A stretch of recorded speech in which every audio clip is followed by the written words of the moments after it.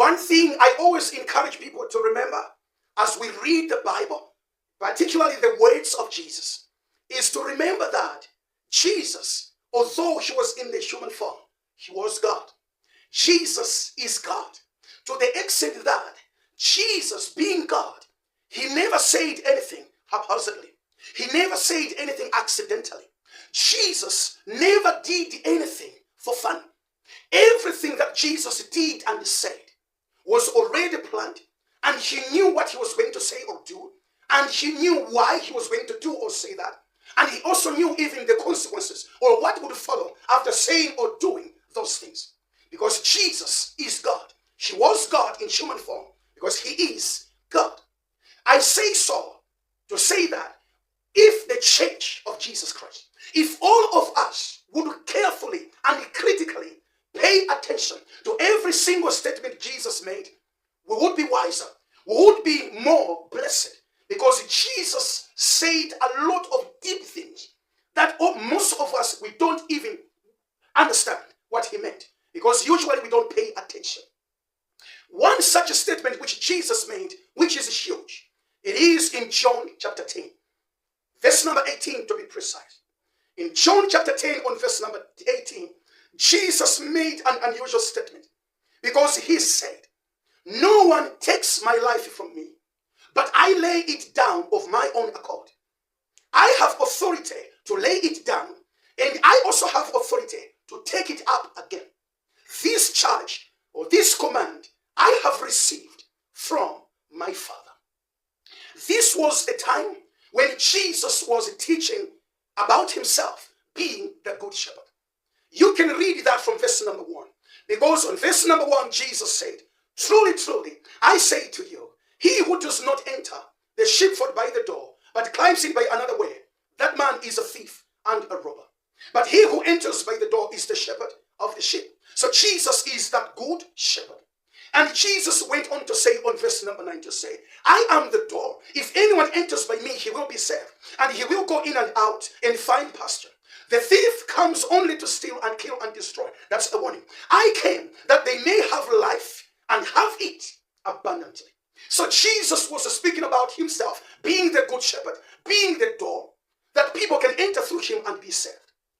Then on verse number 11, he climaxes by saying, "I am the good shepherd. The good shepherd lays down his life for the sheep. He who is a hired hand and not a shepherd, who does not own the sheep, sees the wolf coming and leaves the sheep and flees. And the wolf snatches the sheep and scatters them." So Jesus is announcing here to say, "I am the good shepherd."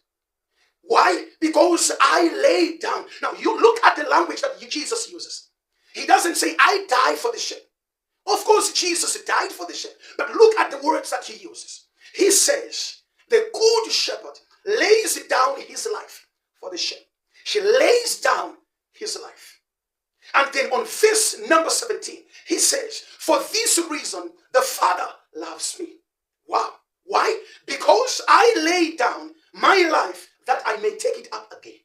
Come on. Look at the repetition of the word lay down. I always encourage that one of the things you must pay attention to is the repetition of words. Because the repetition of words usually shows us the dominant passion, the dominant thought of the one who is speaking. So Jesus, on verse number 11, uses the word lays down by saying, "The good shepherd lays down his life for the sheep." Then he comes again in verse number 17 to say, "For this reason, the Father loves me." Why? Because I lay down my life that I may take it up again. And again in verse number 18, Jesus says, "No one takes my life from me, but I lay it down." The third time, the word lay down. And again he says, "I have authority to lay it down and have authority to take it up." 4 times Jesus uses the word, "I lay down my life." And he says that no one takes my life from me, but I lay it down of my own accord. What does that mean? There are several things that we're learning from here. Number 1, I would like to announce here to say, the death of Jesus was not an accident. Neither was it a funeral.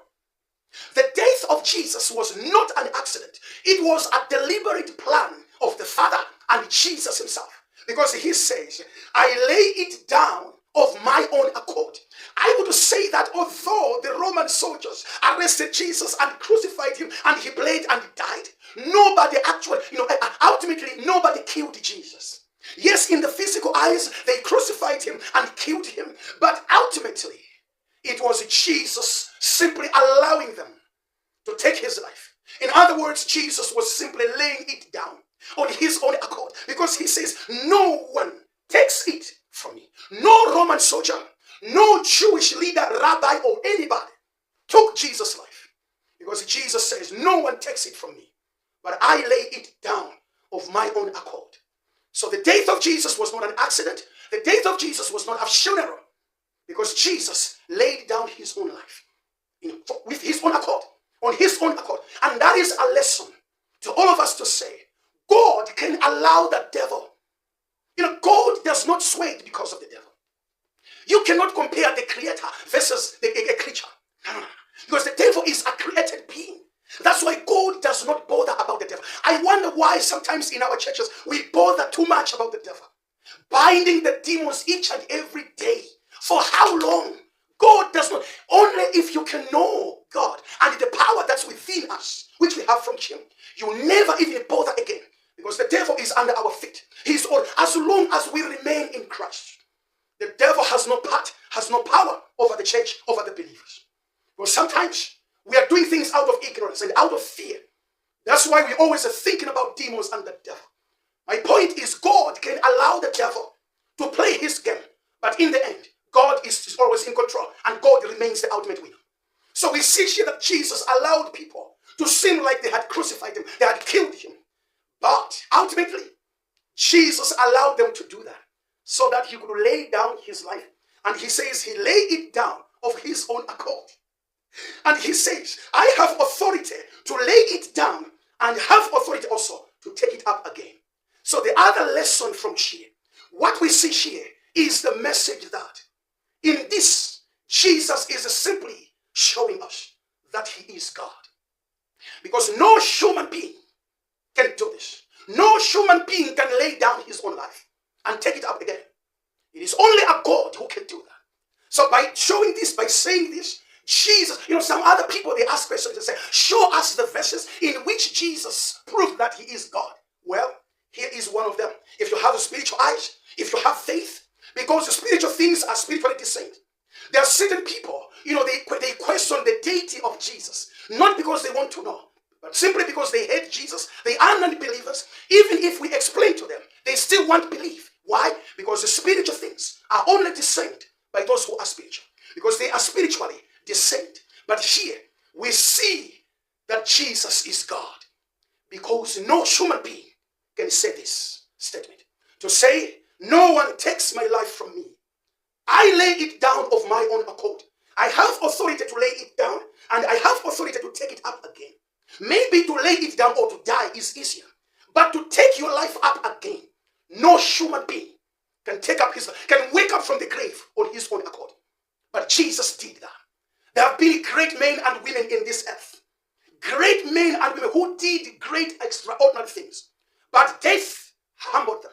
They are no more, and they cannot even wake up again. They can't take up their life again. But Jesus, actually, all human beings, death forces them to die, and it humbles them. All the glory is gone. And no matter how much we want them back, they are gone for good. But Jesus laid down his life and took it up again after 3 days. The greatest sign that he is God. If you cannot believe this, show me another human being who can say these words and fulfill them. Because Jesus, this is John chapter 10. He said these things before he was crucified. To say, no one can take my life from me. I will lay it down of my own accord, and I also have authority to take it up again. And Jesus exactly did that. The greatest sign that he is God. Stay blessed.